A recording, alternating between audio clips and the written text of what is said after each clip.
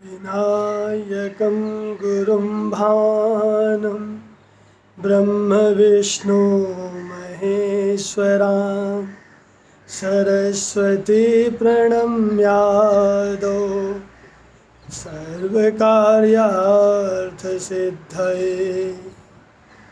श्री राधे।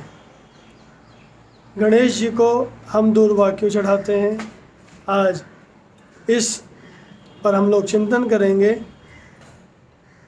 लौकिक एक श्लोक आता है गणेश जी को दूर्वा चढ़ाने का। दूर्वे हमृत संपन्ने शतमूले शतांकुरे शतं पापं संहन्त्रिं शतं आयुष्यवर्धने वैष्णवादि सर्वदेवानां दूर्वे त्वं प्रीतिदा शुभा क्षीरसागर सम्भूते वंश वृद्धि करी भवा।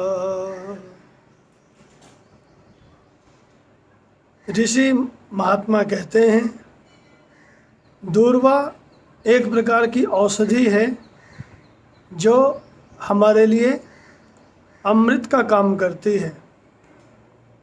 एक बार गणेश जी को उदर विकार हुआ था।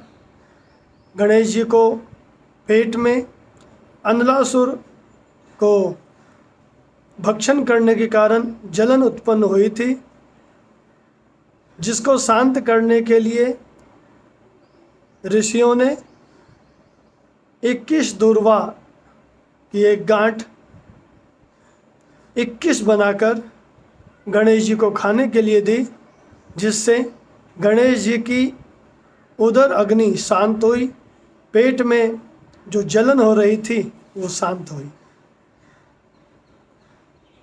दूर्वा औषधि में अमृत के समान है। गणेश जी को दूर्वा चढ़ाने से शरीर के कई असाध्य रोग शांत हो जाते हैं।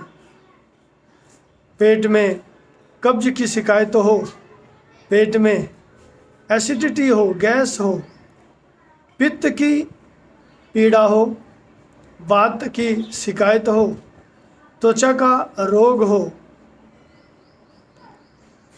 स्त्रीजन्य समस्याएं हो, मासिक धर्म की समस्या हो, इन सब की निवृत्ति के लिए गणेश जी को दूर्वा चढ़ाना चाहिए।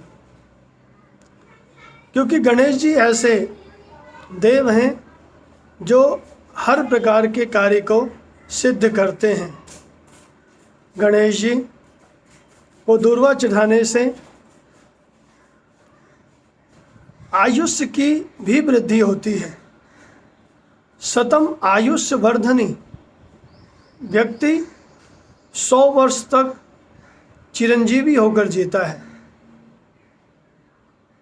गणेश जी को दूर्वा जितनी प्रिय है, विष्णवादि सर्वदेवानां दूर्वे तुम प्रीतिदा शुभा, उसी प्रकार ये दूर्वा और देवताओं को भी प्रिय है। भगवान विष्णु जी भी दूर्वा से प्रसन्न होते हैं। तुलसी दल भगवान नारायण को तो अति प्रिय है ही, लेकिन यदि हम नारायण को दूर्वा भी चढ़ाते हैं तो नारायण भी प्रसन्न होते हैं। दूर्वा में एक विशेषता होती है कि दूर्वा अपने आप कहीं गीली मिट्टी हो, भूमि हो, वहाँ पर उत्पन्न हो जाती है। शतमूले शतांकुरे, दूर्वा के 100 जड़ होते हैं और दूर्वा शतांकुर के रूप में वृद्धि होती है।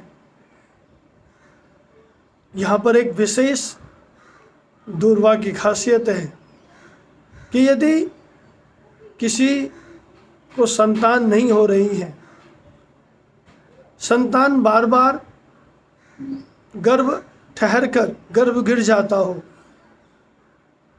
और यदि हम भगवान गणेश जी की दुर्वार्चन करें, दुर्वा से गणेश जी की पूजा करें, तो गणपति की कृपा से हमें संतान की भी प्राप्ति होती है। और ये प्रमाण है कि कितनी निसंतान दंपतियों को गणेश जी को दुर्वा अर्पण करने से संतान की प्राप्ति हुई है, क्योंकि क्षीर सागर संभूते वंश वृद्धि करी भवा, यह दुर्वा वंश की वृद्धि करने के लिए सहायक है। जिस प्रकार दुर्वा के 100 से अधिक अंकुर अपने आप बढ़ जाते हैं, उसी प्रकार गणेश जी को दुर्वार्चन करने से संतान की उत्पत्ति होती है, वंश की वृद्धि होती है। दुर्वा को पीसकर दही में मिलाकर यदि चेहरे पर उपटन के रूप में लगाया जाए तो यह दुर्वा और दही का पेस्ट हमारे शरीर में, हमारे चेहरे पर कांति लाती है, और चेहरे पर जो झाइयाँ हैं, झुर्रियाँ हैं, फोड़े फुंसी हैं, वो सब इस पेस्ट को लगाने से दूर हो जाती हैं। दुर्वा भगवान गणेश जी को अति प्रिय है, इसलिए गणपति महोत्सव में हम सब गणेश जी को दुर्वार्चन करते हैं। गणेश जी के 12 नामों से हम गणेश जी पर दुर्वा चढ़ाते हैं। यदि किसी को गणेश जी के 12 नाम ना याद हो तो ओम गंग गणपते नमः इस मंत्र से दुर्वा गणेश जी को अर्पण कर सकते हैं। और यदि ये भी मंत्र उच्चारण करने में असहजता महसूस हो रही हो तो श्री गणेशाय नमः, श्री गणेशाय नमः, श्री गणेशाय नमः इस मंत्र का प्रयोग करके भी हम गणपति को दुर्वा अर्पण कर सकते हैं। गणेश जी दुर्वा अर्चन से अति प्रसन्न होते हैं। गणेश जी, जो व्यक्ति उनके ऊपर दुर्वा से उनकी पूजा करता है, गणेश जी की कृपा सदैव उनके ऊपर बनी रहती है। गणेश जी को जितना प्रिय मोदक है, जितना प्रिय लड्डू है, उतना ही प्रिय गणेश जी को दुर्वा भी है। हरी हरी कोमल कोमल दुर्वा गणेश जी को चढ़ाएं, मनवांछित फल पाएं। दुर्वा की यह विशेषता है कि यदि हम प्रातःकाल दुर्वा पर जो ओस गिरी हो, यदि उस पर खाली पैर चलें, नंगे पैर चलें, तो हमारे आँखों की रोशनी भी बढ़ती है। यह दुर्वा अनेक प्रकार के रोगों के लिए लाभदायक है। जैसे स्त्रियों में ल्यूकेरिया नामक एक बीमारी होती है, दुर्वा सेवन करने से वो बीमारी दूर होती है। किसी को पित्त की बीमारी है, वह बीमारी भी दुर्वा के सेवन से दूर होती है। कई बार देखा होगा कि कुत्ता जब उसका पेट खराब होता है तो वह भी जंगल में जाकर दुर्वा घास तोड़कर खाता है।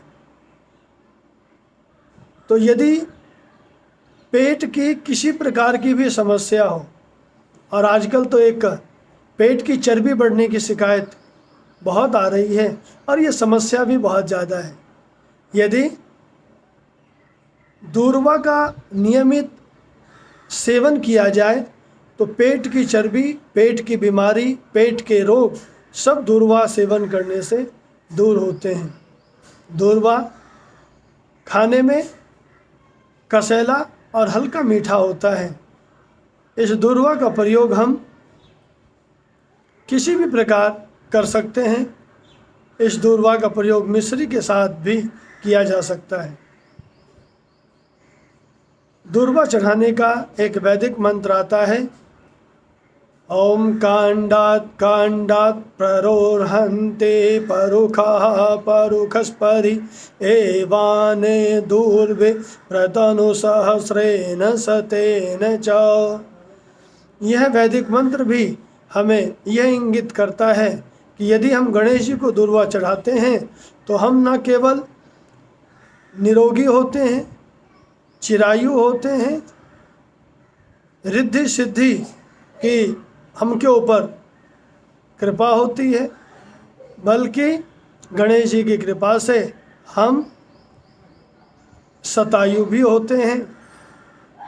तो आइए आज से हम सब मिलकर गणेश जी को दूर्वा अर्चन करें, दूर्वा चढ़ाएं।